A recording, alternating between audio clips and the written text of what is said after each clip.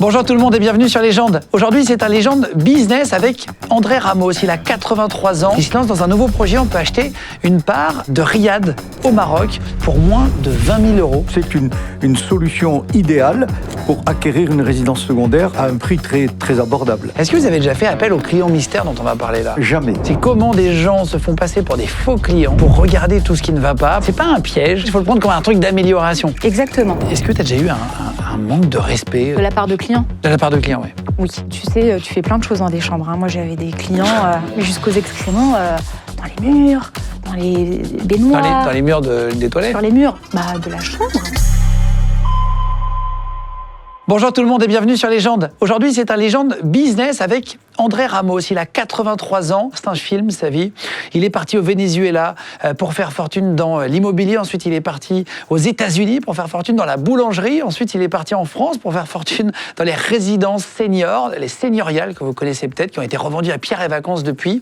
Il se lance dans un nouveau projet. On peut acheter une part à 13 personnes de Riyad au Maroc pour moins de 20 000 euros. Vous allez voir, face à la mer, face à des superbes plages nature, il se lance dans ce projet de la création de 60 riyads. On peut acheter donc une part d'un riyad et on a plusieurs semaines par an qu'on peut soit en profiter pour y aller en famille, en vacances, mais on peut aussi les louer directement. Et donc pour moins de 20 000 euros, vous pouvez être propriétaire d'une partie d'un riyad. Vous pouvez l'acheter à plusieurs avec des copains. Vous pouvez acheter au même riyad d'ailleurs plusieurs parts avec des amis pour y aller plusieurs semaines d'affilée. Il va nous expliquer comment il a monté cette idée de business et on va parler des clients mystères. C'est aussi d'ailleurs utilisé dans le retail, c'est-à-dire dans les boutiques de vêtements, Zara, H&M, j'en sais rien, et ça peut être aussi chez Leclerc, dans la grande distribution, chez Carrefour. Il paraît qu'il y a des clients mystères partout, c'est-à-dire c'est des sociétés qui envoient de faux clients utiliser le produit, parler aux vendeurs, voir ce qui va, ce qui ne va pas, aller dans un hôtel 5 étoiles, tester les massages, donner des notes, etc. pour aider les hôtels à s'améliorer. Alors qui fait ce métier de rêve? Qui a la chance de voyager tous les jours pour aller dans des plus beaux hôtels du monde et être payé pour aller tester les massages? Vous allez voir, il y a Kim qui a créé aussi une société de clients mystères qui va nous raconter tout ce qu'elle a vu de plus fou. Et c'est parti d'abord, on commence avec André Ramos qui va nous présenter Casadora sur Légende. On y va. Bonjour, André Ramos. Je vais vous raconter ma vie, qui est une vie d'aventure, de travail et de grand plaisir. Je vous souhaite une excellente écoute. Voilà, magnifique André. Ça vous va? Eh ben, bienvenue André, je vous reprends le clap. Hop, merci à vous. Vous avez 83 ans, vous êtes entrepreneur. Oui. Vous êtes entrepreneur, vous avez travaillé dans le bâtiment, dans la boulangerie aux États-Unis, vous avez fait plein de choses. Vous avez inventé plusieurs concepts, vous avez même fait celui, alors je ne sais pas si vous connaissez, ça s'appelle les seigneuriales. Oui. Vous avez revendu, c'est une résidence, enfin c'est des résidences seniors, il y en a eu plusieurs, et beaucoup. 35 résidences seniors. Incroyable. Vous avez revendu après à Pierre et Vacances, c'est ça? Oui, exactement. Et là, vous vous lancez à 83 ans avec votre gendre, hein, c'est ça? Oui. Corentin, vous verrez tout à l'heure. Oui, absolument. Dans un nouveau projet. Nouveau challenge. On va aborder l'histoire, ça s'appelle Casadora, vous allez voir, le nom est bien trouvé, et c'est très malin. Mais de toute façon, vous avez eu beaucoup de bonnes idées que vous avez revendues à chaque fois. On essaye. Et c'est à ça que ça sert aussi, les gens de business, c'est de parler de parcours d'entrepreneur. Ça va peut-être vous donner des envies d'ailleurs d'entreprendre, de faire des projets comme André. Donc on aura tout à l'heure son gendre qui viendra aussi raconter comment ça s'est passé. On va parler de Riyad, vous allez voir, de Riyad au Maroc, qu'on peut acheter à plusieurs, qui revient finalement pas loin de 20 000 euros, un petit peu plus, un petit peu moins. Oui, en fonction de... non, c'est ça, oui. Près, à partir de 19 900, oui. C'est énorme pour avoir une jolie maison à plusieurs. Ça permet non seulement de créer de l'emploi, de partir en vacances. Vous allez voir. C'est très malin votre idée. Juste, qu'est-ce que c'est qu'un riad? On va parler de Casadora et de tout votre parcours après, mais qu'est-ce que c'est qu'un riad concrètement? Un riad, c'est très simple. C'est une maison dans un style arabo-andalou. Le style arabo-andalou, c'est une maison avec un grand patio, parce que le patio était la solution. Le patio, c'est un patio? C'est un patio. Ah, vous dites un patio, oui. On peut le dire des deux façons. Très bien. Donc le patio est un enclos privé qui dépend de la maison et qui permet d'avoir, pour une famille, une vie totalement intime et à l'abri des regards de l'extérieur. Une sorte de jardin intérieur, quoi. Voilà, comme un jardin intérieur, c'est une forme de luxe pour une famille. Juste, vous êtes, on va parler de Casadora dans 30 secondes, mais vous êtes d'une famille d'entrepreneurs, vous êtes le premier à avoir entrepris? Non, je ne suis pas le premier. Mon grand-père, qui était un pionnier, puisqu'il est arrivé au Maroc en 1900, vous voyez, en 1915, il a créé une entreprise de fabrique de glacières, puisqu'à l'époque, on conservait les aliments grâce à des barres de glace que fabriquaient Il n'y a pas de frigo ? Voilà. Et ils vendaient des glacières, donc, dans des quincailleries. Et ma grand-mère, son épouse, a été la première femme à obtenir un permis de conduire au Maroc en 1920. Et c'est elle, au volant d'une camionnette archaïque, qui livrait toutes les quincailleries, donc qui livrait les glacières qui étaient vendues dans ces quincailleries. Ensuite, mon père, lui, a suivi en faisant une conserverie, et il faisait des petits pois en boîte au Maroc. Et voilà, et donc c'est sur ces traces-là que je me suis passionné pour l'entreprise. Vous êtes vos parents sont marocains ou ils sont habités au Maroc ? Mes parents, mon père est espagnol, ma mère est française, et donc j'ai la double culture, la double formation, double passion, si vous voulez. Voilà. Et je suis né donc au Maroc, à Rabat, et j'ai gardé un attachement important dans la mesure où je considère que c'est ma terre natale, que j'adore ce pays, et, qui est un royaume et non pas un pays simple. C'est un vrai royaume avec une très très très belle histoire, une monarchie très intelligente, très intéressante. C'est vrai, André Ramos est parti non seulement faire du business au départ, au Venezuela, dans les années 70, il vous arrivait plein de trucs, on va en parler. Après, vous êtes parti du jour au lendemain, ça qui est fou, vous avez monté un énorme business.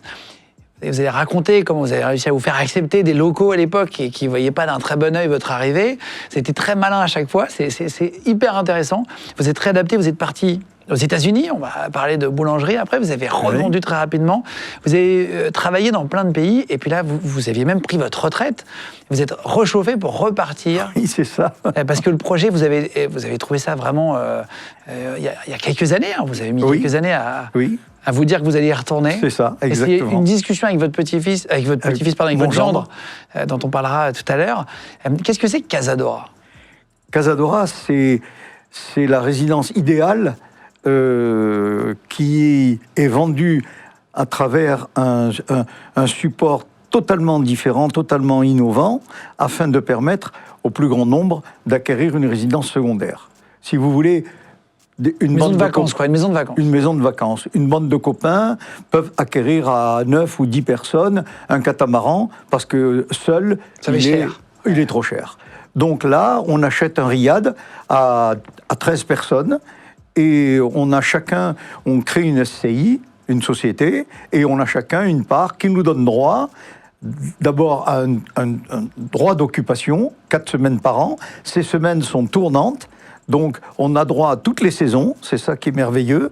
Et surtout, on est propriétaire d'un bout de riad.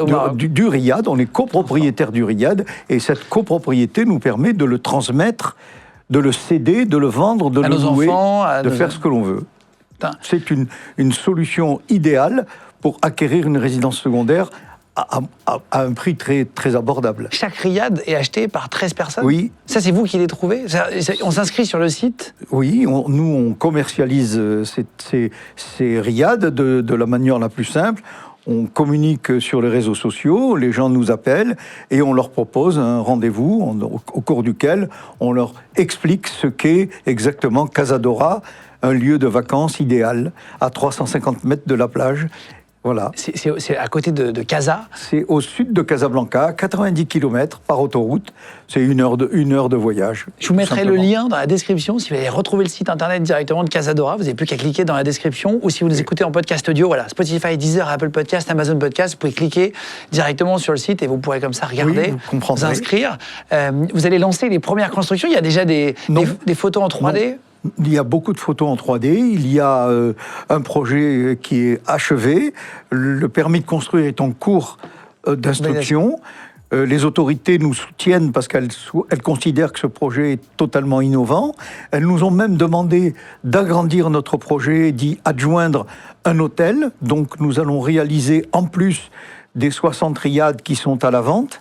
tel que je vous l'ai dit. 60 riads, dire. 60 Putain, c'est un riads. gros terrain que vous avez acheté là. C'est un terrain de 10 hectares et nous allons rajouter un hôtel 5 étoiles Avec un gros groupe hôtelier. avec un grand groupe hôtelier international. Ils sont en Exactement. discussion là, c'est en Oui, finalisation. mais aujourd'hui, nous plein de sommes en gros train noms, très de connus. choisir le groupe hôtelier qui sera gestionnaire de cet hôtel.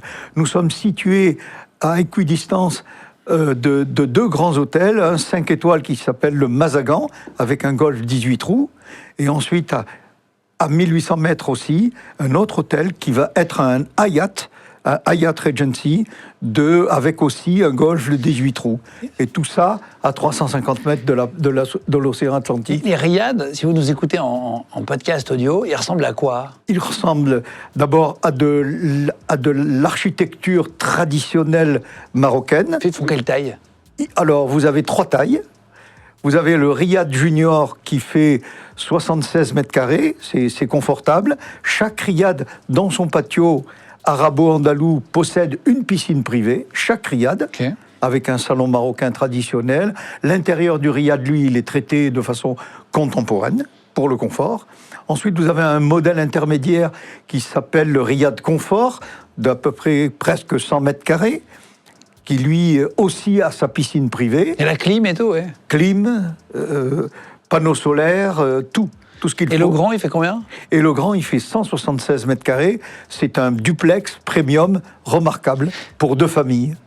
Et alors, si jamais on peut y aller donc 4 semaines par an, vous achetez Oui. une part d'un... Non, mais c'est malin d'avoir fait ça, parce que acheter une maison de vacances, c'est quand même de l'entretien, ça revient cher, pour pas y aller forcément tout le temps. L'INSEE vous dit qu'il y a 3 400 000 Français qui possèdent une résidence secondaire, et ces 3 400 000 Français paient entre 6 000 et 9 000 euros de frais de maintenance et de charges pour leur résidence secondaire chaque année. C'est énorme. Chez nous, chaque acquéreur des 4 semaines va payer entre 450 et 850 euros par an.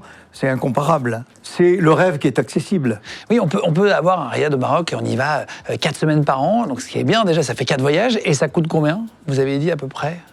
Le premier modèle, celui qui fait 76 mètres carrés, est à 19 990 euros. Le deuxième modèle, Non, c'est le prix d'une voiture, quoi. c'est Une le prix petite d'une voiture, voilà, Ouais. qui fait 94 mètres carrés ou 96 mètres carrés, est à 29 900. Et le troisième modèle, le premium, a seulement 39 990. Vous pouvez même l'acheter à 2 en vrai. Hein. Mais À 20 000, tu l'achètes à 2 avec un pote. la commercialisation a démarré, elle avance très très bien, et nous voyons beaucoup de familles acquérir chacun 4 semaines dans une famille, plusieurs frères ou les parents ou autres, même des groupes d'amis, même des clubs qui achètent ensemble un riad à plusieurs. Ça leur permet d'avoir une propriété toute l'année, si vous voulez, et d'arbitrer facilement, de s'organiser, voilà.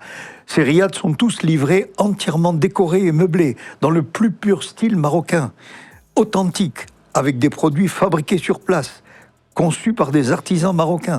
Est-ce que vous avez déjà fait appel, on va parler du Venezuela après, de tout votre parcours, est-ce que vous avez déjà fait appel aux clients mystères dont on va parler là? Jamais. Vous voyez ce que c'est? Oui, je devine. C'est très intéressant. C'est comment des gens se font passer pour des faux clients pour regarder tout ce qui ne va pas, pour voir si le réceptionniste n'est pas sympa, pour voir si Oui. qu'est-ce qui est bien, qu'est-ce qu'il faut garder, qu'est-ce qu'il faut Ça féliciter permet d'ailleurs. d'améliorer le produit, c'est formidable. C'est exactement le but. Elle s'appelle Kim, elle a donc lancé sa société de clients mystères. C'est un truc qui est un peu mystérieux justement, qui est un peu... C'est innovant. Tout le monde n'en a pas vraiment parlé, j'en ai rarement entendu parler dans les médias, mais j'avais déjà entendu le nom. On va faire venir Kim, c'est vrai, qui va nous raconter justement plaisir. comment elle a fondé ça, ce qu'elle a vu de plus fou, et on va parler de votre parcours après au Venezuela et toutes les aventures ensuite. Ça y est, Kim vient d'arriver, bienvenue Kim. Merci. Donc Kim, tu as une société Oui. de clients mystères. Ça s'appelle comment d'ailleurs? Parce qu'on dit client mystère, je pense que c'est un peu mon langage, mais en vrai, est-ce que ça s'appelle comme ça? Alors, tu peux dire client mystère, tu peux dire auditeur mystère, Auditeur. Ouais. auditeur, ouais, ou auditrice. Et client mystère, c'est très bien. Tu as bossé pendant des années dans l'hôtellerie. Oui. On va parler rapidement de ton parcours, mais c'est pour comprendre pourquoi tu t'es mis à faire Bien sûr. une boîte de clients mystères. Tu as bossé pendant 15 ans dans l'hôtellerie, Oui.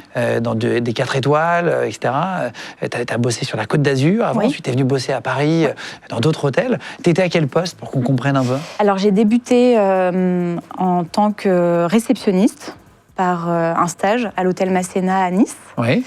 Et j'ai découvert l'hôtellerie indépendante parisienne en travaillant au Regent's Garden en tant que réceptionniste, mon premier CDI dans l'hôtellerie. Ok. Et ensuite, j'ai évolué à différents postes, première de réception, chef de réception, jusqu'à la direction d'hôtel à Paris dans le 10e, l'hôtel Taylor. Félicitations. Merci Ah, André. c'est bien. Et au bout de 15 ans, tu as eu envie de faire autre chose? Ouais, au bout de 15 ans, j'ai eu envie de faire autre chose avec cette volonté de rendre facilement accessibles nos métiers de l'hôtellerie, qui est un secteur plutôt porteur, qui offre de belles carrières. Et on a créé Make Me Glow il y a 4 ans. Ça s'appelle Make Me Glow. Make Me Glow. Make Me Glow, c'est-à-dire Ouais. Fais-moi briller. fais-moi briller. Et pour l'anecdote, on voulait l'appeler Make Me Grow, parce que grandir, Un grow. grow. Et on s'est dit, bon, comme on commence en France, j'ai un petit peu peur du Make Me Grow.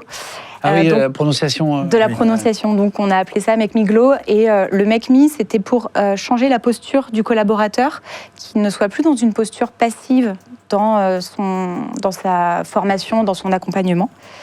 Et, Mais active. mais active, exactement.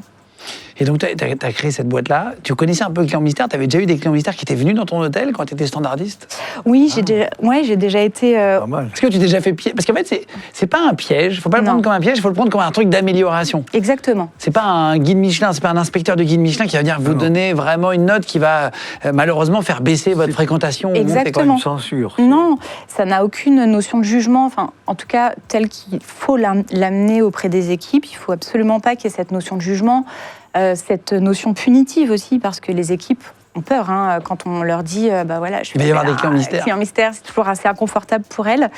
Donc on les rassure, on est très pédagogue sur cette démarche, c'est important. Sinon, c'est un coup d'épée dans l'eau et ça frustre tout le monde. Vous prévenez qu'il y a des... Parce que c'est à la demande des patrons, il faut le savoir. Quand un client mystère dans une boutique Ouais. boutique Zara, j'en sais rien, une boutique de vêtements aussi, ça arrive, c'est les patrons qui ont demandé de tester justement Oui. chaque rayon dans les supermarchés. Il y a quelqu'un qui va venir voir le vendeur chez Ikea, Oui. j'imagine qu'il y en a aussi. Tiens, excusez-moi, la vis comme ça, où je peux la trouver où? Pour voir s'il a la compétence, s'il Oui. est capable de répondre à la demande, quoi. Oui. Euh, Alors, on se tient, on explique aux équipes que l'hôtelier fait appel à une société de clients mystères, déjà pour rassurer et pour ne pas prendre les équipes en traître une fois qu'on remet le compte-rendu. Ah oui. Voilà, la démarche, elle se veut Éviter bienveillante. l'amertume. Exactement. Et puis, ce qui est rigolo, c'est qu'une fois que les équipes, elles sont au courant, tout le monde devient client mystère. Ah oui. Chaque tu client. te dis, à chaque fois qu'il y a un mec qui rentre, Ouais. putain, lui, c'est un client mystère. Lui, c'est C'est sûr, sûr, il a lui, une gueule de, m'a- il a une gueule de ouais. client mystère. Et puis, bah lui, c'est un homme, seul, c'est un corpo. Ou alors, il me pose un peu trop de questions. Et alors, ça peut devenir un jeu, c'est rigolo. Donc, ça permet à tout le monde d'offrir une qualité de service ultra qualitative. Ça doit remonter le niveau. Ça. Ça doit remonter le niveau, mais à la fois, on explique aux équipes, tant mieux, dites-vous que tout le monde est un client mystère. Comme ça, la qualité de service, elle sera exceptionnelle pour tout le monde. Quand tu embauches un client mystère, Oui. en gros, c'est le meilleur boulot au monde. C'est-à-dire que le gars est payé, la personne est payée pour aller tester des hôtels de luxe, parfois des hôtels avec spa, des hôtels. Elle est payée pour voyager. C'est agréable, hein? Putain, c'est incroyable. Incroyable. Ouais. Alors, j'ai beaucoup de demandes Ah, tu m'étonnes. de gens qui m'appellent en disant bah Kim, voilà, j'ai telle expérience, ce serait sympa que je fasse client mystère. Vraiment, je t'assure, j'ai une super expertise. Et il m'est arrivé aussi d'avoir des gens qui me contactent uniquement pour me dire moi, je veux que du 5, que du spa. Que du 5 étoiles. Ouais, et vraiment sur la Côte d'Azur, etc. Et ça, je peux pas. Tu prends pas, ouais. Non. C'est-à-dire que tu peux visiter des hôtels 1 étoile. Enfin, je sais pas s'il y a 1 étoile, ils prennent des clients mystères, mais 3 étoiles. Ouais, à partir du 3 étoiles, nous, généralement, on commence dans cette classification-là. Et en fait, tu as des super expériences en 3 étoiles. Hein. Des expériences plus qualitatives qu'en 4 ou en 5. Hein. Ah oui? Ouais. C'est quoi le profil des clients mystères? Les gens que tu embauches? Les gens avec lesquels on travaille, je dirais que c'est alors des experts de la relation client quand même. Des experts de l'hôtellerie beaucoup. On est loin, dans votre cas, des inspecteurs ou des testeurs qui sont habituellement dans toutes ces sociétés telles que le Guide Michelin ou le Routard. Je suppose que c'est un... C'est pas les mêmes clients, quoi. Non. Alors, c'est pas les mêmes clients. Par contre, ils ont aussi, eux, une grille d'évaluation. Ils respectent des quand critères même. d'évaluation. Oui, bien sûr. L'objectif, c'est qu'ils soient bien formés. Il faut qu'ils soient bien Oui. accompagnés pour pouvoir restituer un compte-rendu hyper qualitatif. Sinon, Et que leur regard c'est pas soit constructif. vraiment, Exactement. Donc, en fait, tu as tout profil. Enfin, Guillaume, tu peux être complètement client mystère pour Make Me Glow. Il y a des gens plus âgés? J'ai tout âge. J'ai des jeunes qui viennent d'intégrer le secteur, qui viennent d'intégrer des métiers de la relation client. Et en fait, ils ont un œil hyper focus sur le détail. Et moi, ça me va. Je veux qu'ils puissent me partager ce qu'un client lambda ne va pas voir, mais qui fait partie de ces espèces d'irritants. Ils sont payés, ces testeurs d'hôtels de luxe? Ouais, Ils sont payés, c'est ouais. chouette. Hein. Ouais. Ouais, c'est Ouais, ouais. incroyable. C'est le même salaire pour tout le monde ou non? Ça dépend de l'expérience, tout ça? Non, nous, on rémunère de la même manière et c'est selon les interventions prévues. C'est payé quand ils vont faire un massage.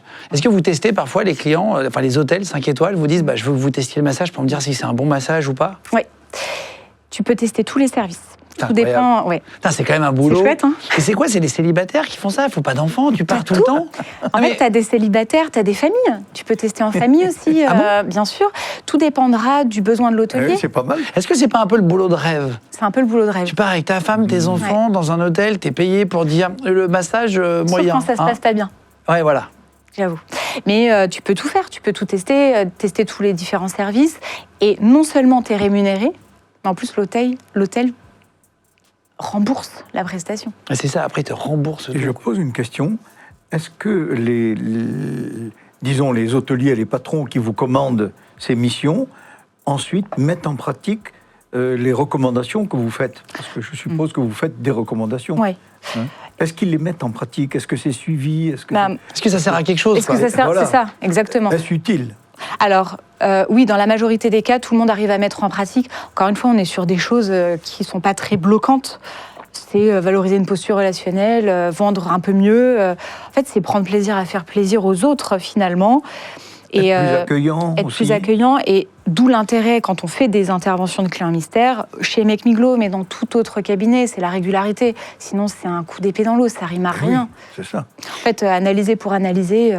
Tu leur fais des légendes, genre quand même les espions, quand ils arrivent, ils ont une légende, une fausse identité. Est-ce qu'ils ont une fausse raison d'être là?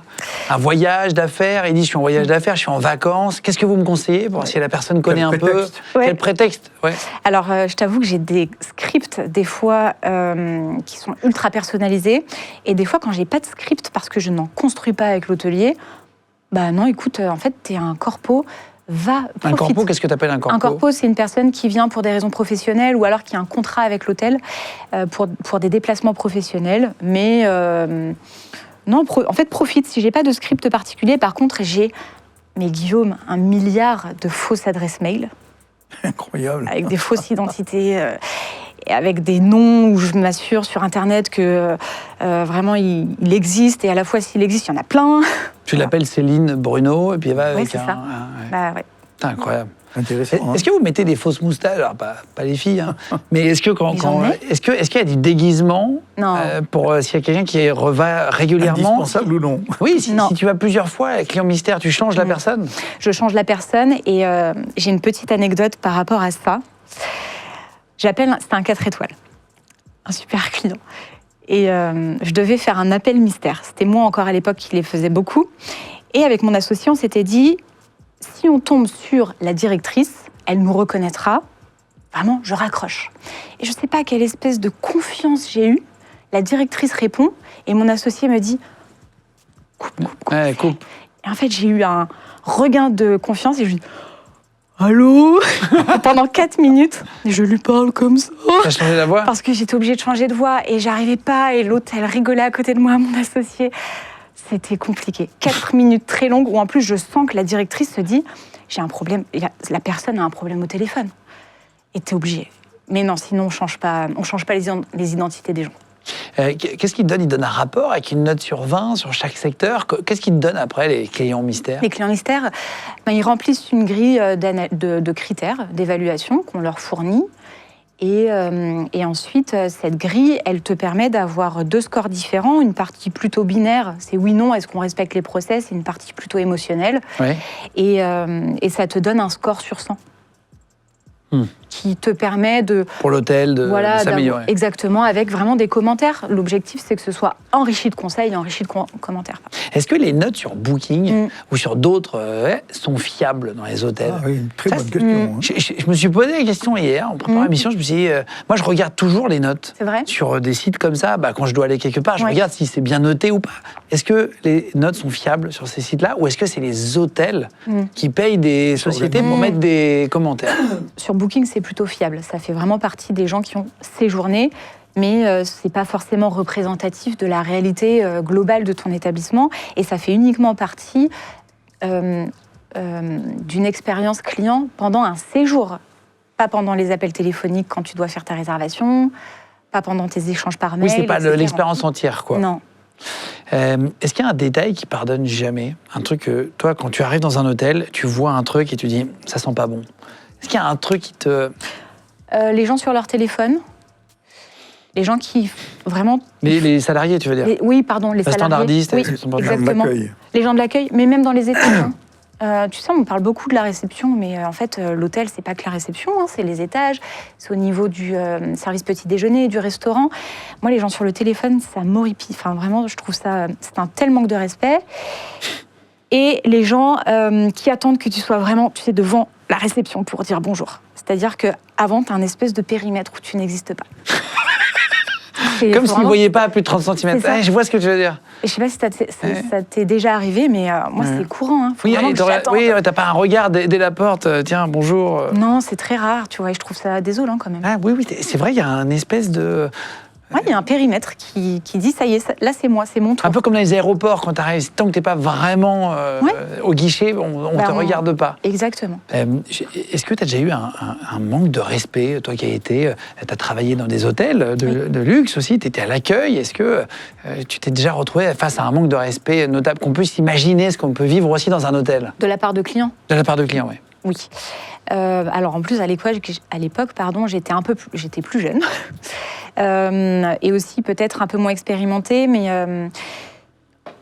dans le 17e, j'avais des clients qui se sont présentés à moi à la réception avec leur linge, leur chemise, mais il y avait des sous-vêtements, sans protection, sans sac, etc. et qui m'ont balancé ce linge sale à la figure en me disant « wash it ».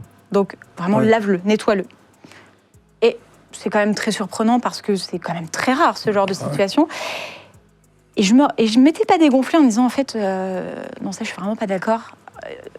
Je veux bien te faire plaisir, je veux bien t'accompagner dans ton séjour, faire en sorte que tu passes un bon moment. Minimum. Mais par contre, respecte-moi aussi. Tu lui as dit?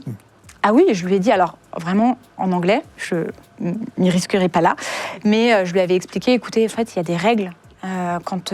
Avec grand plaisir pour emmener votre linge sale au pressing. Par contre, il y a un sac pour l'hygiène. Et tenez-moi simplement informé, je ne vais pas compter les slips pour vous les restituer. Mais ouais, c'est assez dingue. Il y a un client qui t'a demandé de lui mettre un coup de poing. Oui.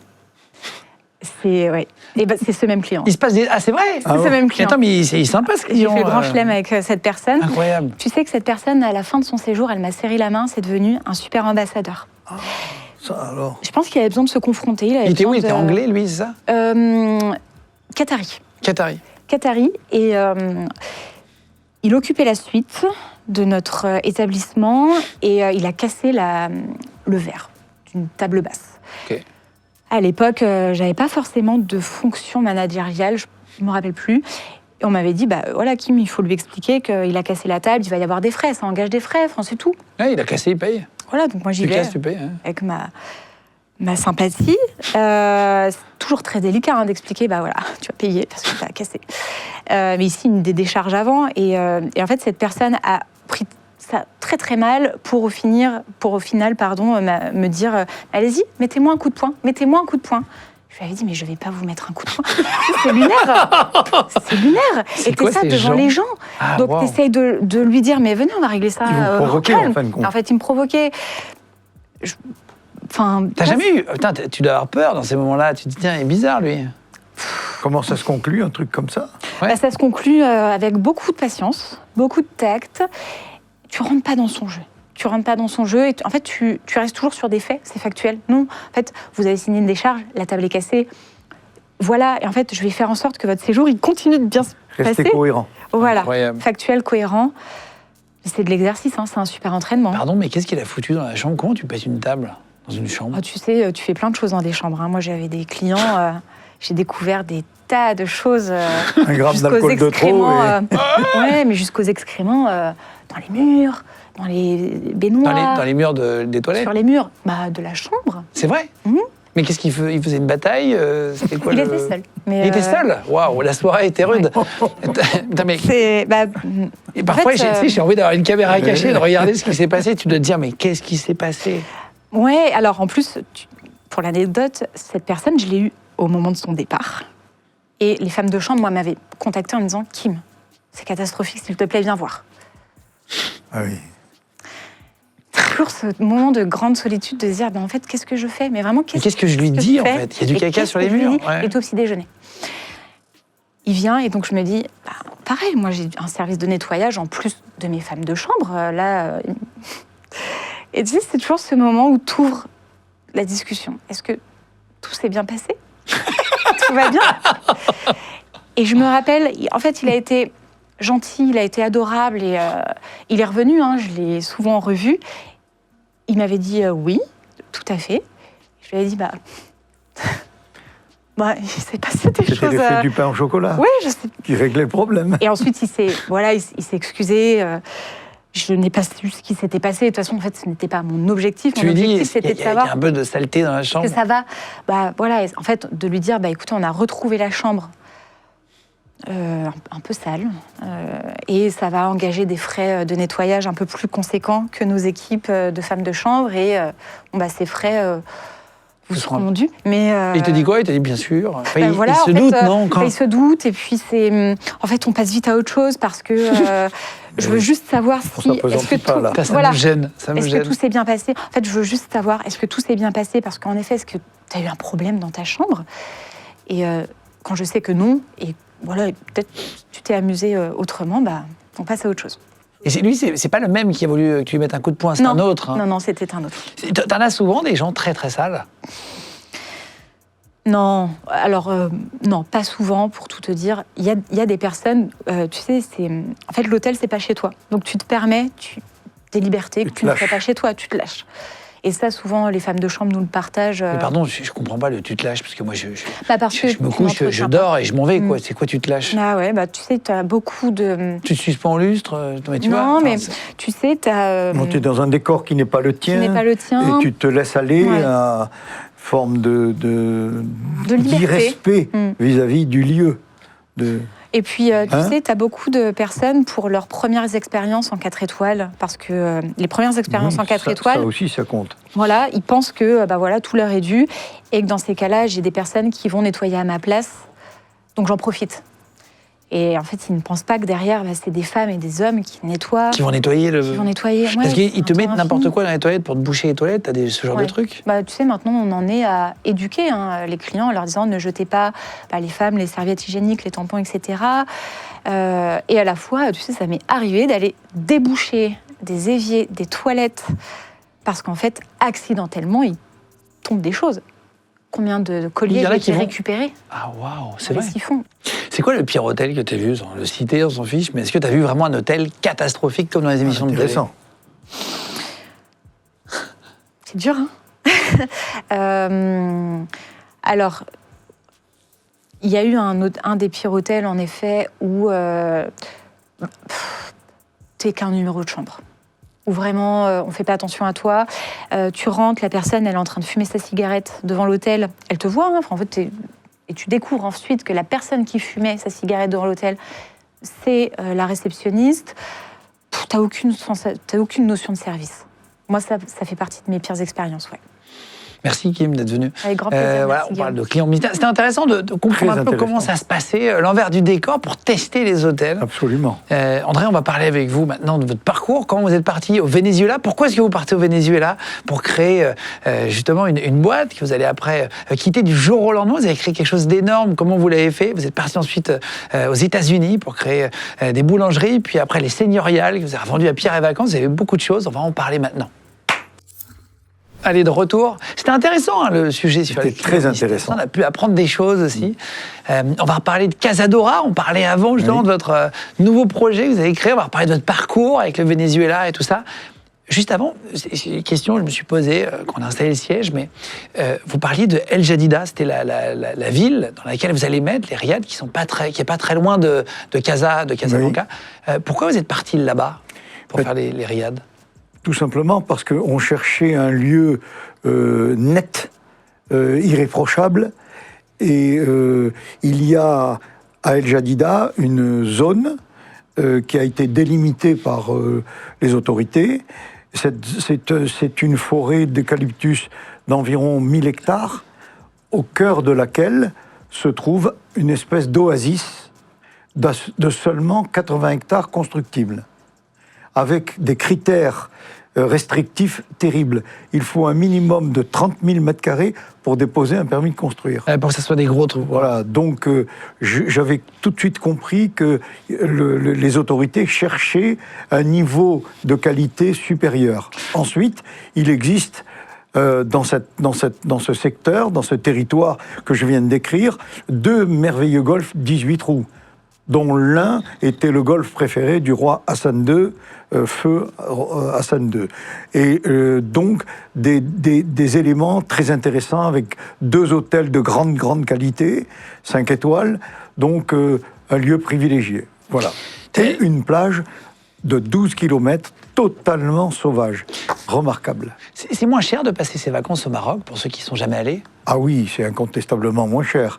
La vie, en général, est à peu près 2 à 3 fois moins chère qu'en France. Donc, on peut avoir une belle vie, une grande vie, pendant nos vacances. Vous avez commencé dans un bureau d'études. Pour comprendre votre parcours, bureau d'études, qu'est-ce que ça veut dire? Alors, j'ai échoué au bac et j'avais 18 ans, donc j'étais déjà en retard.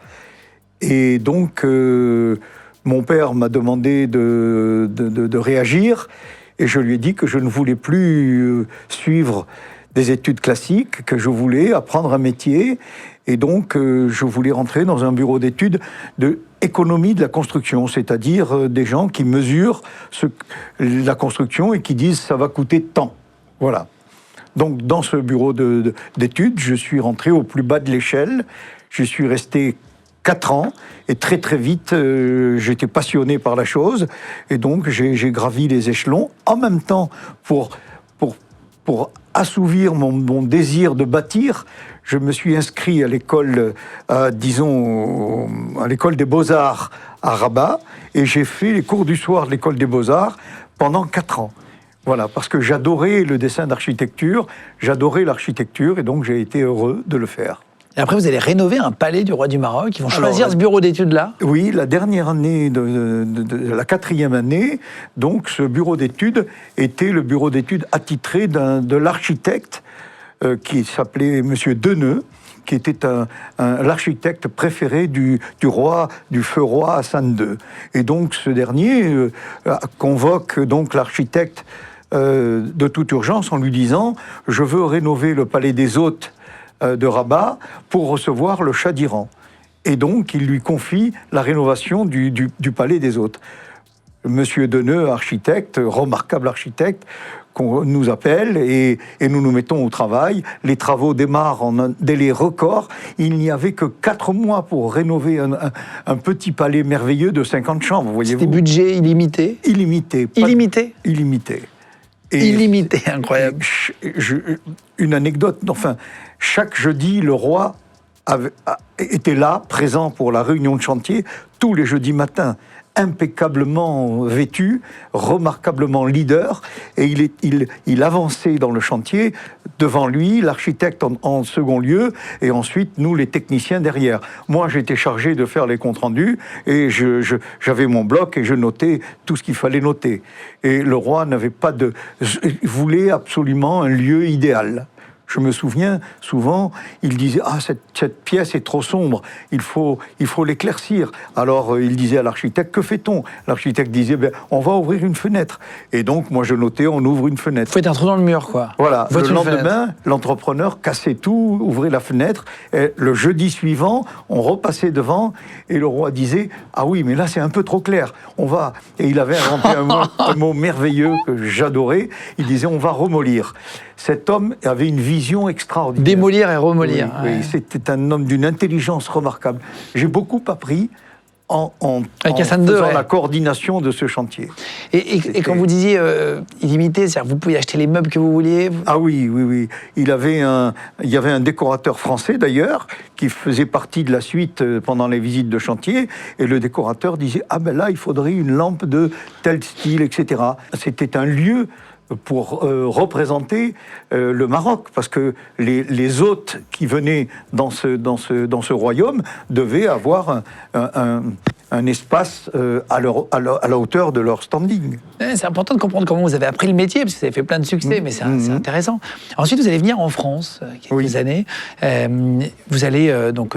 J'intègre l'entreprise vers Perpignan, je crois. Fougerolles, qui devient plus tard Eiffage, qui est bien connu aujourd'hui. Et là, je travaille comme directeur de travaux dans cette entreprise pendant quelques années. Tout en travaillant en tant que directeur de travaux, je comprends que le métier idéal, c'est celui d'être promoteur-constructeur. Et donc, Pourquoi idéal ? Ça veut dire quoi le métier idéal ? C'est celui où vous êtes autonome et où vous avez la chance de créer. Parce que qu'est-ce que c'est qu'un constructeur ? C'est quelqu'un qui crée. Un sculpteur a un marteau et un burin et il sculpte une pièce de marbre ou autre. Si vous êtes promoteur-constructeur, vous allez dessiner quelque chose dans votre esprit, demander à l'architecte de le transcrire et après, il faut le créer. Et ça, c'est ce qu'il y a de plus merveilleux. C'est prendre un risque et avoir un peu d'innovation pour que le produit fini plaise aux gens. Vous avez eu beaucoup de travail, beaucoup de succès. C'est quoi la plus grande qualité ? La plus grande qualité pour réussir ? Oui. En général ? Oui. Je pense que c'est avant tout la détermination d'être dédié au travail et rien qu'au travail. Parce que c'est le travail qui nourrit son homme. C'est le travail qui permet d'obtenir des résultats. Donc, pour moi, travail et audace. Parce que si on ne prend pas de risque, on n'a pas de plaisir. Vous allez aller acheter un terrain en Espagne durant vos week-ends. Vous êtes à Perpignan, à Fougerolles, donc, qui va devenir Eiffage, mais qui est une société donc, vers Perpignan, qui est à la frontière espagnole, à la Pyrénées-Orientales, en 66, on les embrasse. Oui. Vous allez, en Espagne, acheter un terrain. Oui. C'est votre premier terrain, en fait. Non, en fin de compte, je démarre dans la promotion immobilière. Vous n'avez pas d'argent, d'ailleurs. Je n'ai pas d'argent. Je suis salarié chez Eiffage et j'ai 2 commandes de 2 villas dans une très belle crique, très belle petite crique qu'il y a au nord de la Catalogne espagnole, dans une commune qui s'appelle Rosas. Et là, je construis ces 2 maisons. J'ai d'abord trouvé les terrains auprès d'un lotisseur espagnol qui construit sur cette colline. Et donc, je sympathise avec le commercial de cette entreprise. Et de temps en temps, quand je viens voir mon chantier le samedi ou le dimanche, j'oblige les entreprises à être là le dimanche pour me recevoir. Donc je m'arrête et je salue le commercial et je sympathise avec lui. Et un jour, il me dit, écoute, arrête, tu dois acheter un terrain, tu dois construire des appartements. Je lui dis, mais je n'ai pas les moyens pour acheter un terrain. Et il me dit, mais écoute, verse-moi n'importe quoi, je te fais crédit. Alors je sors mon portefeuille, je lui dis, regarde, nous sommes en mois de juin, je viens de recevoir mon chèque des congés payés de la Fédération nationale du bâtiment, 1750 francs, je n'ai rien d'autre. Il me prend le chèque et il me dit, signe. Et il me fait signer la réservation d'un terrain. Il me dit, tu paieras le terrain plus tard, quand tu auras vendu les appartements. Il m'a fait une confiance énorme. J'ai signé, j'ai fait... c'est une autre époque, hein. C'était une autre époque. Oh, wow. Et donc, je me suis organisé pour vendre ces appartements sur plan le plus vite possible. Et en l'espace de 2 mois, j'ai vendu la totalité des 40 appartements. 40 appartements. Oui, Et vous les vendez à qui? Je les ai vendus dans des réunions Tupperware. J'ai inventé une réunion Tupperware. Donc, je n'avais pas de moyens pour... Des réunions Tupperware, pardon, excusez-moi, parce que tout le monde ne connaît pas, je pense, les réunions Tupperware. Vous connaissez ou pas, non? Ah voilà, donc tout le monde ne connaît pas. Réunion Tupperware, c'était à l'époque une personne qui recevait des amis, en gros j'essaie de le faire très simplement, des amis pour vendre un produit. Donc il y avait parfois un commercial qui venait, et par exemple Tupperware, donc vous voyez ce que c'est, ces petits récipients en plastique pour mettre de la nourriture. Et ça apportait un nom, la Réunion Tupperware, c'est eux qui ont donné le nom à ça. Et en fait, tous vos amis ou toutes vos copines ou tous vos copains regardaient, et puis s'ils aimaient le produit, il y a eu ça pour plusieurs types de produits. Mais ça a commencé par la société Tupperware qui vendait ces petits récipients. À domicile, il n'y avait pas Internet à l'époque, ni à la télé, le télé-shopping. À l'époque, il n'y avait vraiment rien, et ça a commencé comme ça. Voilà. C'était une vente par prescription. Et comment vous vendiez des appartements en Réunion? Je me suis dit, je n'avais aucun moyen pour faire de la pub, donc il fallait trouver des clients. Donc j'ai contacté deux de mes amis, l'un habitait à Mulhouse et l'autre habitait à Courtrai en Belgique. C'est ces deux copains. Je leur ai dit, écoutez, organisez-moi 2 petites soirées afin que je puisse présenter mon produit dans la baie de Rosas en Espagne. Et ils ont été adorables. Ils m'ont organisé 2 soirées. Donc je suis arrivé avec un projecteur. À l'époque, on projetait des diapos. J'avais pris une bouteille de martini et une bouteille de Ricard, quelques cacahuètes, quelques olives. Putain, c'est tellement une autre époque, c'est possible. Ah oui. Ça paraît facile comme ça. Et puis je m'étais barbouillé le visage et les mains avec une crème à la carotène de manière à être auto-bronzant, un peu bronzé, voilà, c'est cela. Pour faire quoi? Pour faire comme si c'est toujours beau. Pour leur dire, venez chez nous, là vous aurez du soleil et vous allez bronzer facilement. et donc la première soirée, je n'ai pas eu de succès, je n'ai pas eu de... Donc le lendemain, j'ai réédité la chose, et là, j'ai réussi à faire pas mal de réservations. Ensuite, je suis parti en Belgique, aussi un deuxième succès à Courtrai, et en l'espace de 3-4 mois, j'ai vendu la totalité des appartements sur plan. Voilà. Après, il faut les fabriquer, hein, parce que là, il fallait les fabriquer. Là, c'est le plus facile. Ah oui, et on les a fabriqués dans les temps impartis. Et à partir de là, j'avais un capital pour démarrer dans la vie de c'est là où vous gagnez la première fois vraiment de l'argent qui vous a permis de commencer. C'est la première fois, oui. Parce qu'il il faut toujours un premier coup. Il faut toujours un premier coup, il faut le réussir. Et là, je peux vous demander, maintenant c'est loin, vous aviez 1750 francs à l'époque pour acheter le terrain. Combien vous avez gagné sur cette opération en tout à l'époque? D'abord, il faut dire une chose, c'est qu'à l'époque, ce terrain avait un prix affiché de 28 000 francs. Donc vous voyez, c'était très, très raisonnable pour le nombre de logements. Déjà, une chance inouïe. 3 000 euros. Voilà. Et aujourd'hui, c'est inespéré, ceci. Voilà. Qu'est-ce que j'ai gagné? J'ai gagné l'équivalent en l'espace, parce que le chantier a duré pratiquement 18 mois, et donc sur l'espace de 18 mois, avec tous les risques, j'ai gagné de quoi mettre à l'abri ma famille sur le plan logement, sur le plan de la résidence. Voilà. Vous allez partir en 73. Vous avez décidé de partir au Venezuela. À la fin de ce chantier, une banque française qui s'appelait la Banque de l'Hainaut m'invite à un cocktail à Paris parce que il faisait ce genre de relations publiques pour les promoteurs qui plaçaient leur crédit auprès des acquéreurs. Donc je faisais partie de ces prescripteurs, on va dire. Donc je suis invité dans un cocktail et je connaissais personne, strictement personne dans cette assemblée. J'étais avec ma flûte de champagne et donc, j'entends parler derrière moi, dans un petit groupe, un homme qui disait « Je suis désespéré, j'ai acheté un terrain au Venezuela, je construis des maisons, et je n'y arrive pas, c'est très dur, je ne parle pas la langue, c'est compliqué, etc. » Donc, lorsque ce petit groupe s'est défait, je m'approche de cette personne qui s'appelait Guy Lamarre. Il avait ses bureaux rue de Lourmel à Paris, et je lui dis, écoutez, moi, je suis un apprenti promoteur, puisque je n'ai fait qu'une opération, et je pourrais être intéressé pour vous aider, parce que je suis bilingue et biculture, je connais bien le monde hispanique. Et il me dit, pourquoi pas, on parle un instant, il me donne rendez-vous dans son bureau le lendemain, et le lendemain, il me recrute, et je pars 4 jours plus tard... Au Venezuela. En Amérique du Sud, au Venezuela, voilà.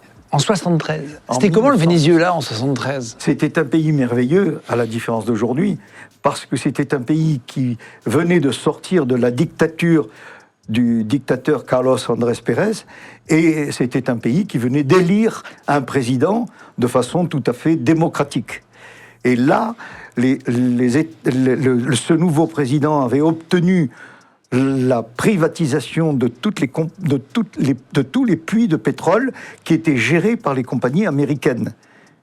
Et donc là, les Vénézuéliens ont créé, grâce à cela, une classe moyenne efficace, une classe moyenne heureuse. C'est la première fois où vous allez faire fortune au Venezuela, ou c'est après en Angleterre, on va en parler après, pardon, aux États-Unis. C'est là où vous faites vraiment fortune au début? Fortune, c'est un grand mot. C'est beaucoup de travail, énormément de travail. Mais je ne dis pas le contraire. Non. Oui. C'est important de savoir là où vous épaissez. C'est la première fois où notre entreprise réussit à se créer un nom, D'abord, nous cédons une partie de l'entreprise à la banque Paribas, qui n'était pas encore BNP Paribas, 17% qui sont cédés à un prix très intéressant. C'est la première fois que nous avons une notoriété de constructeurs sérieux et originaux. Vous allez vous épaissir, quoi, en termes On va s'épaissir. On fait toujours le même produit, des appartements en duplex, toujours le même produit, en disant avant l'heure que c'était la French Touch. C'était comme ça, on ne savait pas que ça allait devenir une mode. Mais nous, on le baptisait comme cela, on était les seuls Français à construire dans ce pays, et voilà. C'est dire à quel point ça va marcher pour André, vous imaginez, il est obligé d'acheter un avion pour aller de chantier en chantier. Déjà, le pays est très grand, tellement de chantiers que vous avez un avion. C'est 4 fois la France, la surface du Venezuela. Et nous avons des chantiers qui sont à plus de 1500 km de distance de notre siège.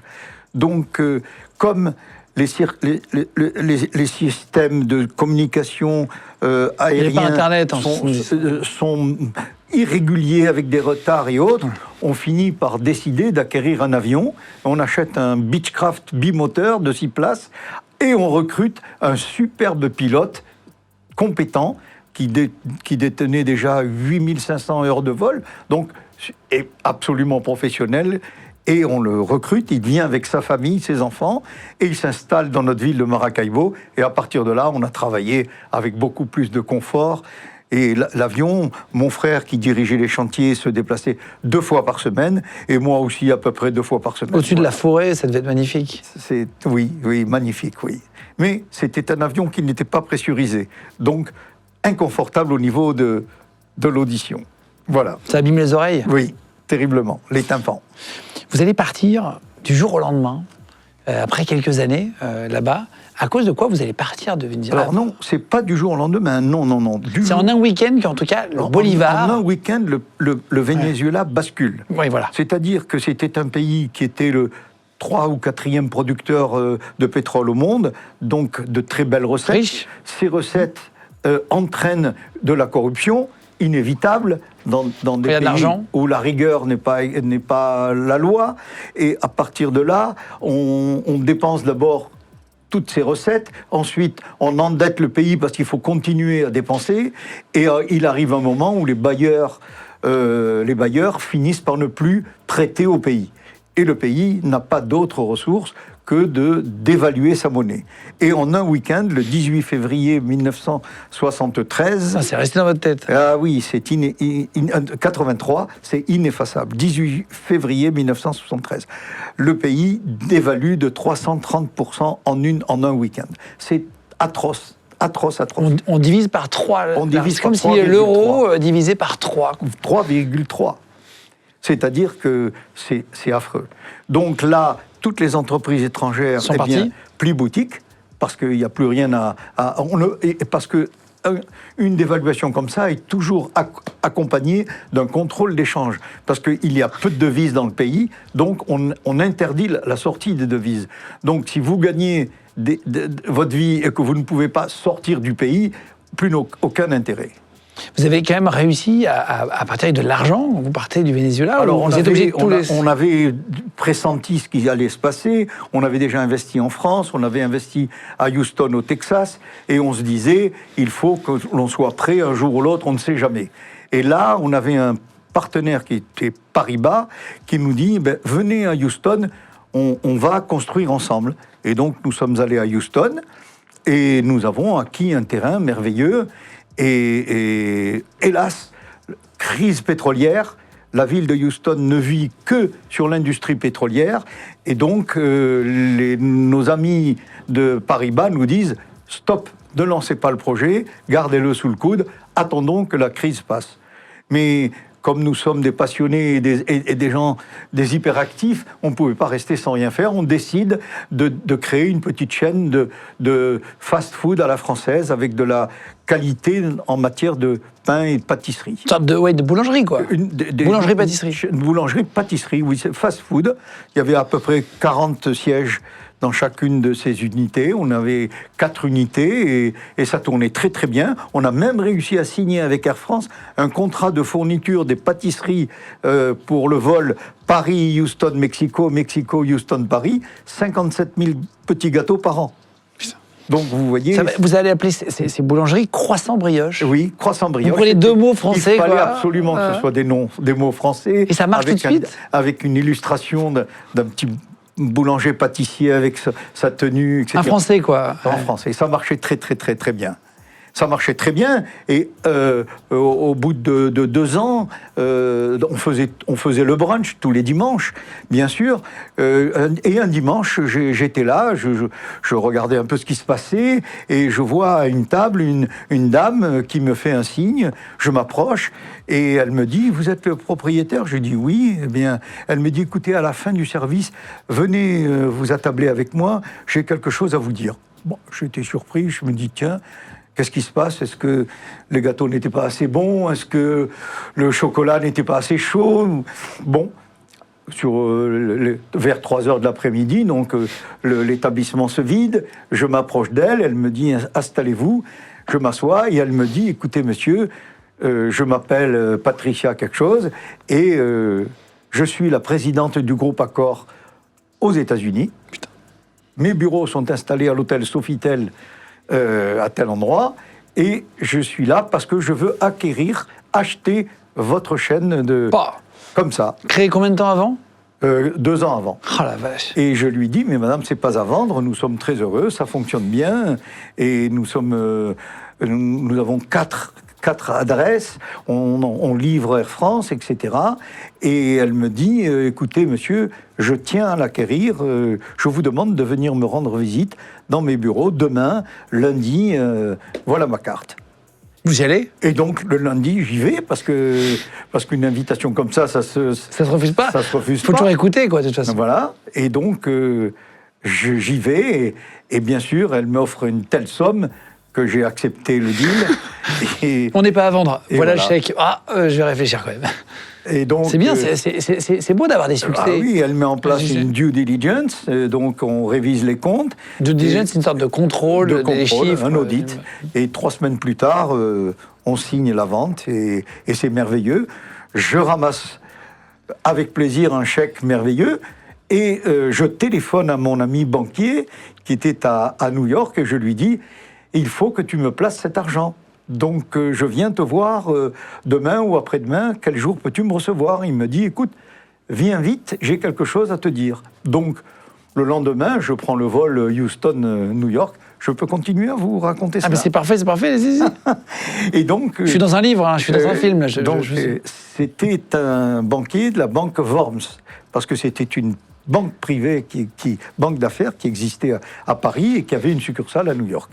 Et donc, cet homme, je lui donne le chèque et je lui dis, il faut me faire le meilleur placement possible. C'était en francs à l'époque? C'est en quelle année, ça? C'était des dollars. C'était en quelle année? Pardon, oui, en dollars. 1984.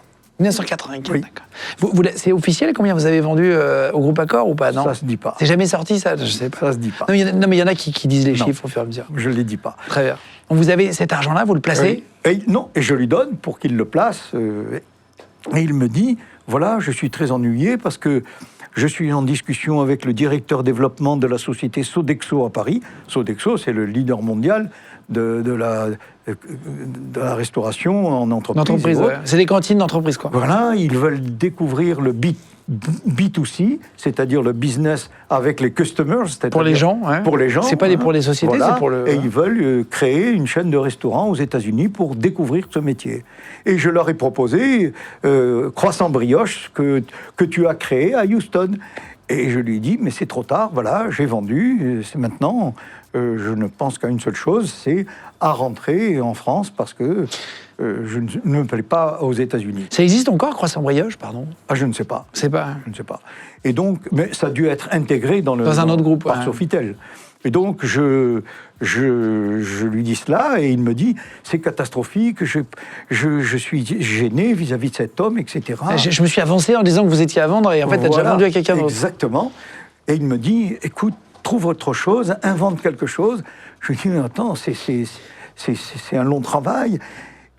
Il décroche le téléphone, il me prend une chambre d'hôtel, et il me dit, écoute, tu t'enfermes dans cet hôtel, voilà du papier, un bloc, et invente-moi quelque chose. Comme ça, sur le champ.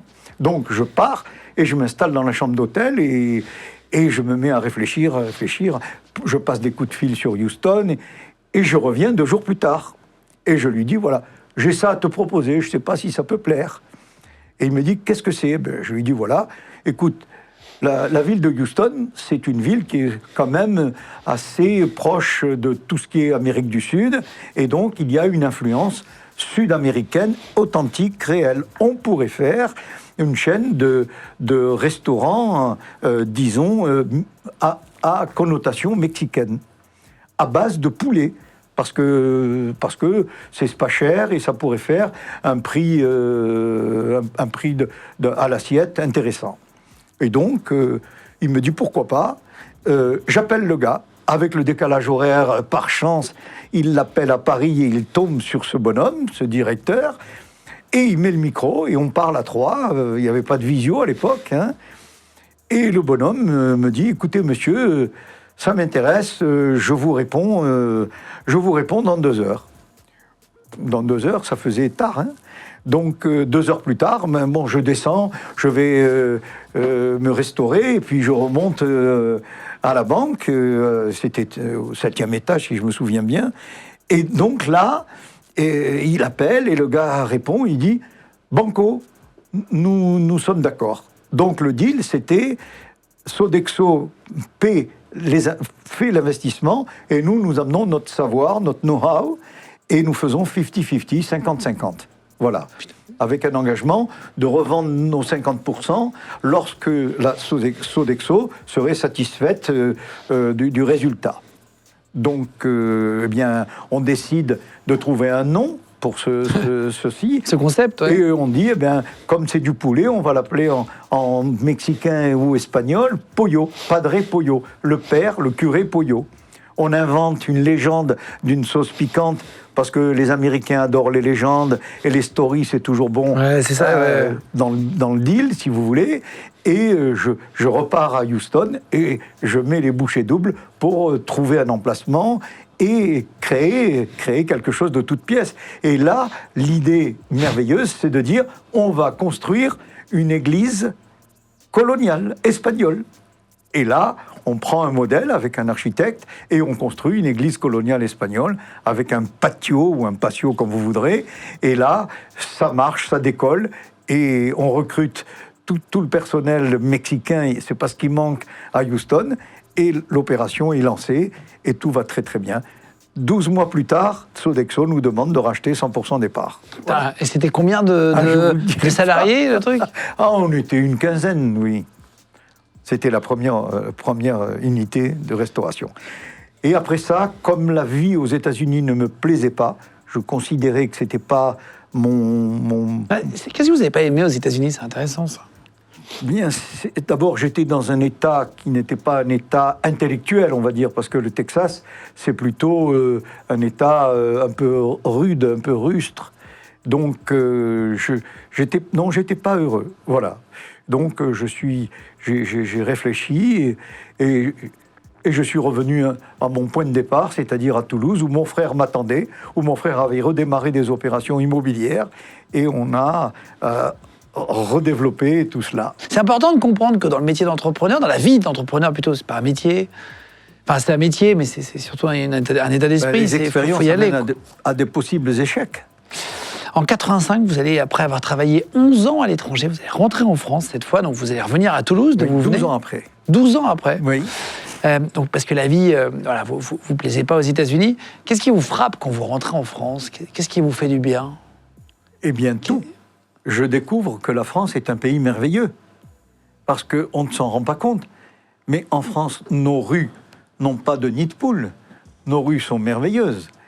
Quand vous allez vous faire soigner, vous n'avez qu'à donner que votre carte vitale. Tout est pris en charge. Mais en France, on ne se rend même pas compte du bonheur que nous avons. Je venais de passer 9 ans au Venezuela et 3 ans aux États-Unis, avec des conditions de vie absolument différentes. Le Venezuela, ça peut se comprendre, pays en voie de développement, mais les États-Unis, ça ne peut pas se comprendre. J'habitais un quartier totalement correct, middle class, et il y avait des nids de poules dans toutes les rues de ma ville, de mon quartier. C'était honteux, incroyable. Vous ne payez pas beaucoup d'impôts, mais croyez-moi, lorsque vous allez à l'hôpital ou à la clinique ou chez le médecin, vous le ressentez. C'est hors de prix, tout est inabordable. Et donc, le coût de la vie est à compenser, est à comprendre en relativisant les dépenses et les recettes. Et donc, j'arrivais dans un pays merveilleux qui était Toulouse, où, bien sûr, on a tout le confort que l'on veut en France. Vous vous rendez compte? On ne paye rien. On ne se rend même pas compte du bonheur que nous avons. Allez faire une petite excursion en haute montagne. Perdez-vous dans la haute montagne. Vous allez recevoir un hélicoptère qui va venir vous chercher, qui va vous sauver, qui va vous ramener. Et vous dormirez tranquille dans votre lit le soir sans avoir rien déboursé. Mais aux États-Unis, si votre voiture sort de la route, on vous facture immédiatement et on vous fait sortir votre carte bleue sur le bord de l'autoroute. Payez immédiatement le dépannage. C'est pas 15 jours plus tard, ni un an après. On ne se rend pas compte du bonheur que nous avons. C'est comme cela. Donc, j'étais un homme heureux en découvrant cela. On va accueillir Corentin pour terminer. Oui. Là pour nos projets qui s'appelle Casadora. Oui. Vous êtes associé à votre gendre. Donc votre gendre, oui. C'est votre associé, on est d'accord. C'est bien mon gendre, oui. Donc votre gendre, c'est le mari de votre fille. Ma fille. De votre fille. Donc vous allez rencontrer comme ça. Vous ne le connaissiez pas avant. Et vous allez discuter, vous allez raconter à côté de lui, on va le faire venir pour terminer, pour reparler de Casadora, bien comprendre le projet, comment ça va naître, comment vous allez en discuter tous les deux, et à quel point finalement, c'est intéressant. Quand on a fait une pause tout à l'heure, parfois pendant l'émission, juste avant d'accueillir Kim, qui avait une société donc, de clients mystères, il y a forcément une pause, quand on clappe des mains, hop, on installe un siège. Il y a toute l'équipe qui est rentrée, oh là là, c'est intéressant, j'ai envie d'acheter une part de Riyad, et tout. Il y a un engouement réel, là, vous avez vu. Mais et dans la mesure où on rend accessible la résidence secondaire à tout le monde.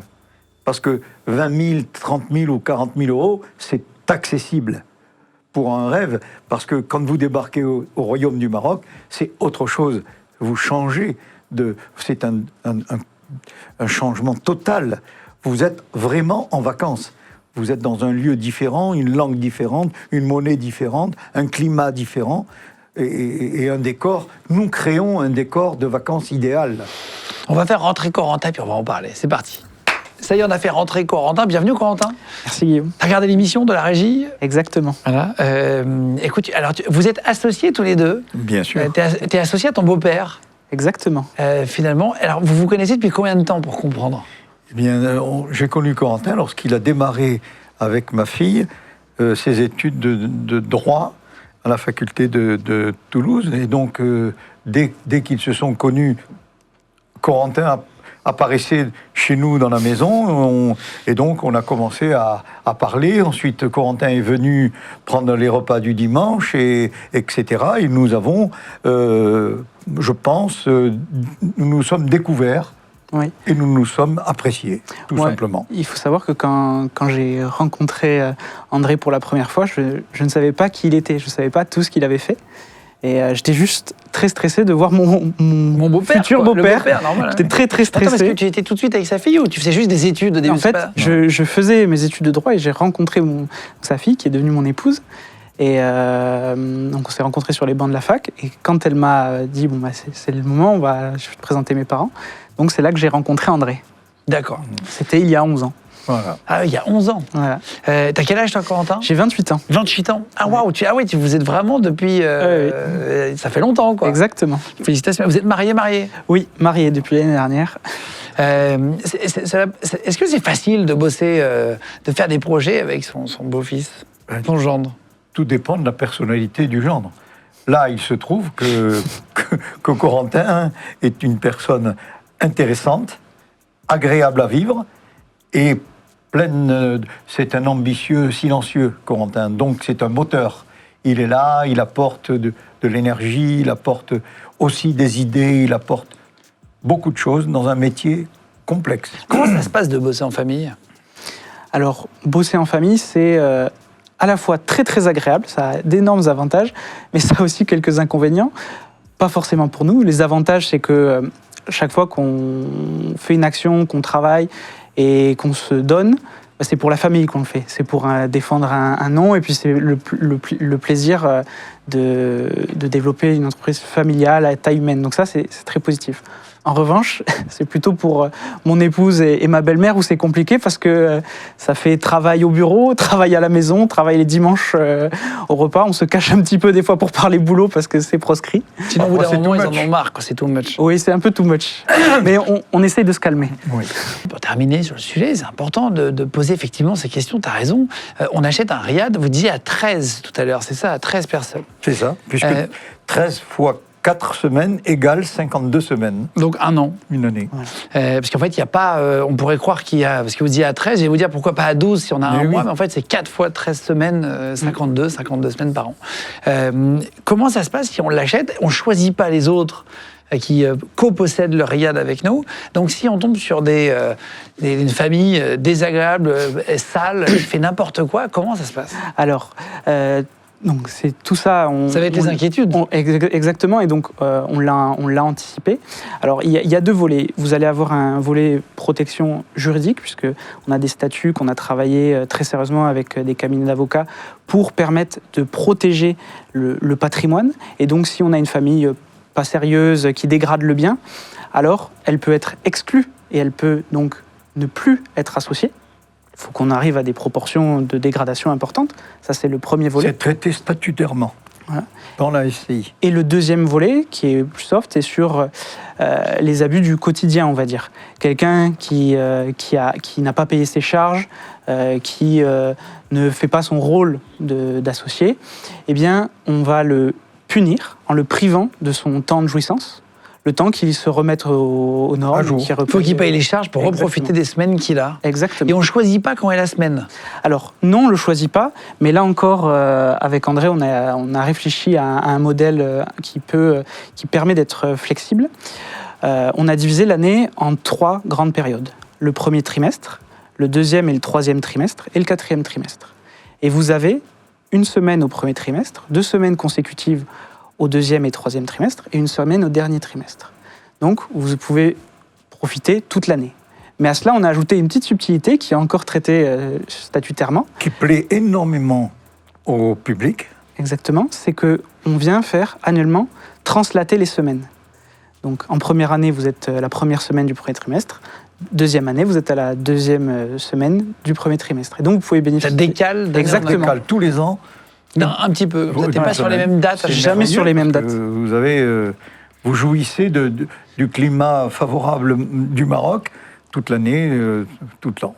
Là, on peut acheter, ça y est, on peut déjà commencer à acheter. Donc, je vous mettrai le site si vous voulez aller voir. Il est vraiment dispo dans la description, sous la vidéo YouTube. Et si vous nous écoutez, je disais tout à l'heure, en podcast audio, vous pouvez retrouver directement le lien dans la description à chaque fois. Donc, si vous nous écoutez sur Spotify, Deezer, Apple Podcast, Amazon Podcast, vous aurez directement le lien.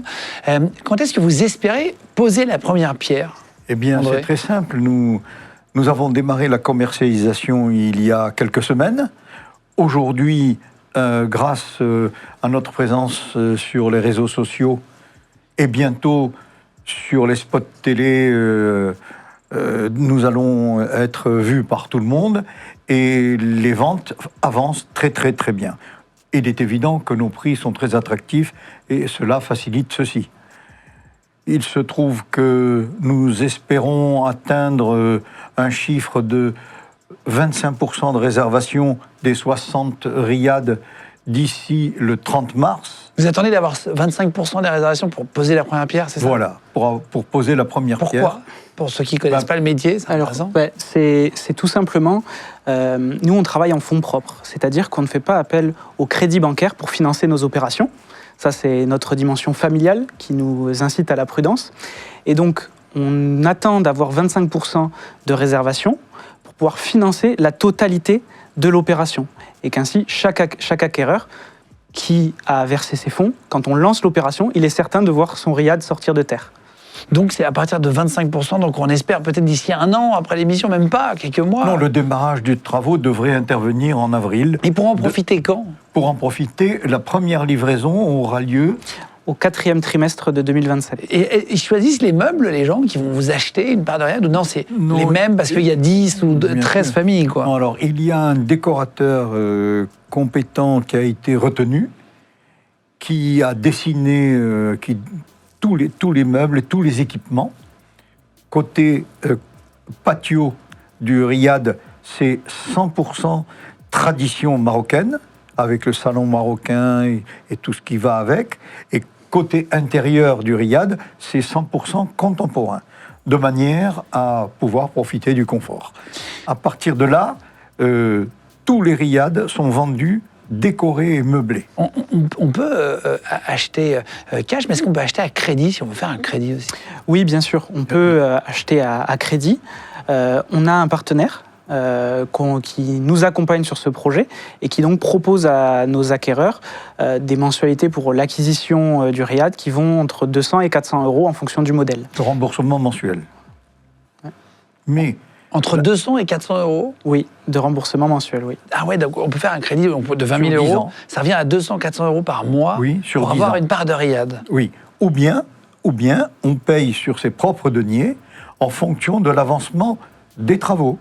Vous avez, comme lorsque vous achetez une maison en France, vous avez un versement au départ, ensuite un versement lorsque les fondations sont coulées, lorsque les murs sont montés, lorsque la toiture est faite, etc. Vous avez cette progression sur la durée des travaux. Alors, c'est important comme question. Si jamais on a des amis et qu'on veut acheter une part avec des potes, parce qu'on a envie de venir, et puis avec un peu de chance, il y aura les semaines qui seront enchaînées, qu'on vient avec des potes, etc. Machin. Est-ce qu'on peut acheter, demander d'être dans le même riad? Bien sûr, c'est très facile, il suffit de choisir, de savoir ce que l'on veut. Si vous voulez être dans tel ou tel riad, l'agent commercial qui va vous conseiller va vous dire, voilà, ce riad est disponible pour 2, 3, 4 familles. Actuellement, nous vendons assez bien ce produit à justement des familles qui ensemble achètent un riad entier, ou bien un groupe d'amis, ou bien des clubs qui s'organisent. C'est un produit, disons, de partage. Oui, on peut acheter ensemble aussi une part de riad. En fait, vous créez une société avec vos amis, une SCI de droit français. On met chacun 2 000 euros, on prend 10 potes et on s'achète une part. Exactement, et vous achetez une part. Nous avons déjà des acquéreurs qui ont fait ce schéma. Voilà. Qui a acheté à plusieurs. Oui. Exactement. Et après, on peut le transmettre aux enfants comme une SCI. Exactement, c'est l'avantage. On a choisi, même si on est situé au Maroc, d'utiliser le droit français comme support. Et donc, c'est une SCI de droit français.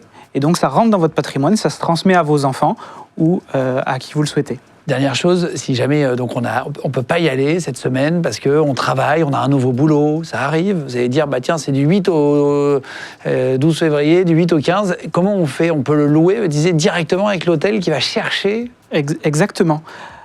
Le principe, c'est le suivant. On considère que vous ne venez pas. Vous ne venez jamais. Vous dites seulement quand vous venez. Et donc, à contrario, les semaines où vous n'avez pas dit que vous venez, elles rentrent dans le stock de l'hôtel qui va le mettre en location pour vous et va vous générer des revenus. D'accord, peut-être des revenus. Peut-être des revenus. S'il y a de la possibilité. Si l'hôtel est plein, ça on voit en plus. Voilà. Exactement. C'est important de bien comprendre. Il faut quand même préciser que dans tout le royaume du Maroc, c'est le seul et unique produit qui présente des riads indépendants, neufs, à y traîner, avec patio et piscine privée. C'est le seul produit comme ça, géré par un hôtel 5 étoiles. Donc nous sommes dans un schéma élitiste de qualité. C'est quoi votre rêve pour la suite? On a 83 ans, on a fait plein de choses comme ça. Quand il aura, d'ores et déjà, il est en train de prendre le volant, il est en train de prendre la suite. Et moi, eh bien, j'ai de beaux projets en tête. Il y en aura d'autres encore après? Mon premier projet, c'est... Je suis fanatique de football. Oui. Et donc, depuis 70 ans exactement, je suis un aficionado du Real Madrid. De l'époque de Di Stefano, Copa, Puskás, tout ça. Aujourd'hui, je suis bien sûr Mbappé, Tchouaméni, que j'adore parce que c'est un défenseur extraordinaire. J'adore aussi Antonio Camavinga. Tous ces gens-là sont pour moi une distraction intéressante, une distraction de qualité. Et donc, mon projet, c'est d'aller vivre à Madrid pour pouvoir les rencontrer, les voir régulièrement. D'accord. Allez profiter des matchs de foot. Bien sûr, c'est sain. Profitez bien. Merci d'être venu jusqu'à nous. Merci André. Merci Corentin aussi. Voilà, je vous mettrai, si vous voulez, le lien, si vous voulez aller voir Casadora. On vous a mis des photos tout à l'heure des riad que vous pourrez directement commander. Vous avez 3 choix, du coup, vous pouvez acheter une part comme ça. Il y a 13 parts à chaque fois par riad. Donc un riad, on l'a dit tout à l'heure, c'est une maison style oriental avec un patio au milieu, une sorte de jardin intérieur, avec à chaque fois une piscine et tout équipé. Donc voilà, vous pourrez soit louer, soit profiter 4 semaines par an directement d'aller au Maroc, avec l'aéroport de Casablanca qui est à côté. À 90 km. Voilà, qui est pas très loin. Donc comme ça, on vous met toutes les infos nécessaires si vous voulez aller les chercher. En tout cas, voilà, merci pour ce Légende Business intéressant. On a appris aussi ce qu'étaient les clients mystères et comment ça se passait de l'intérieur. C'était intéressant. Merci à toute l'équipe d'avoir préparé l'émission avec moi. On se retrouve tous les mercredis, vendredis et dimanches sur Légende. Abonnez-vous à notre chaîne YouTube si vous voulez bien avant de partir. N'hésitez pas à commenter l'émission, à la liker, puis à mettre la petite cloche pour être au courant des prochaines sorties. Comme ça, vous recevez une petite notification. Et puis, vous pouvez nous écouter quand vous êtes sur la route ou au sport en podcast audio. Merci de faire de Légende le premier podcast de France. Voilà, sur Spotify, Deezer, Apple Podcast et Amazon Podcast. Vous êtes de plus en plus nombreux chaque semaine à nous suivre. On voit les chiffres. Vous êtes en moyenne, je crois, 11 millions à nous suivre en France tous les jours. Et vous êtes, enfin, c'est vraiment, on voit les chiffres à chaque fois. C'est génial. Je crois qu'il y a 30 millions de vues par jour en moyenne sur la chaîne. Enfin, c'est vraiment énorme. Merci d'être si nombreux. Je vous embrasse. On se retrouve de toute façon très vite pour une prochaine vidéo. Ciao tout le monde.